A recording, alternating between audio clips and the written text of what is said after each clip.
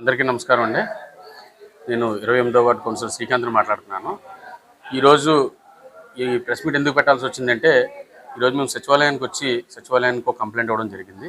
ఆ కంప్లైంట్ ఉద్దేశం ఏంటి అంటే, కొంతమంది ఇంటింటికి తిరిగి పెన్షన్లు పెడతాం, ఇంటి పనులు వేయిస్తాం, కరెంటు మీటర్లు ఇప్పిస్తాం అని చెప్పి అయ్యన్న కాలనీలో కానీ గుర్రాల రోడ్లో కానీ ఆధార్ కార్డులు తీసుకుంటున్నారు.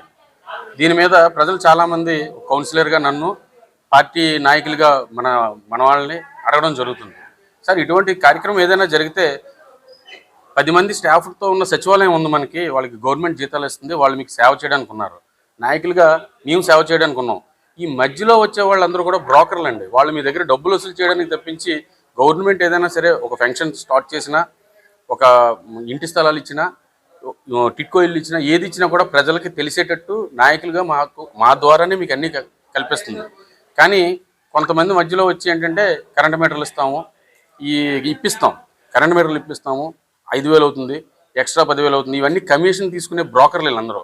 ఇటువంటి బ్రోకర్లని సచివాలయంలో కూడా రావద్దని చెప్పి ఇప్పుడు నేను కంప్లైంట్ ఇవ్వడం జరిగింది. సచివాలయం సిబ్బంది కూడా సరేనండి, మేము డైరెక్ట్గా మేమే ప్రజల దగ్గరికి వెళ్తున్నాము, ప్రతిసారి ఫంక్షన్లకు వెళ్తున్నాము, సర్వేలకు వెళ్తున్నాము, ప్రజలకు మేమే టచ్లో ఉంటున్నాం, మీరు టచ్లో ఉంటున్నారు అని చెప్తున్నారు.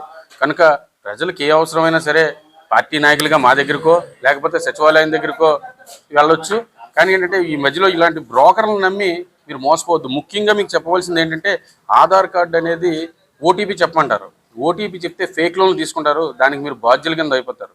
ఖచ్చితంగా మీరు ఎవరైనా వచ్చి మీకు ఫంక్షన్ పెడతాను, ఆధార్ కార్డు ఇవ్వండి, లేకపోతే మీకు కరెంటు మీటర్లు వస్తున్నాయి, ఇంటి స్థలాలు వస్తున్నాయి, ఆధార్ కార్డులు ఇవ్వండి అంటే ఖచ్చితంగా మిమ్మల్ని ఎవరు పంపించారని అడిగి నిలదీయవలసిన బాధ్యత ప్రజలదే.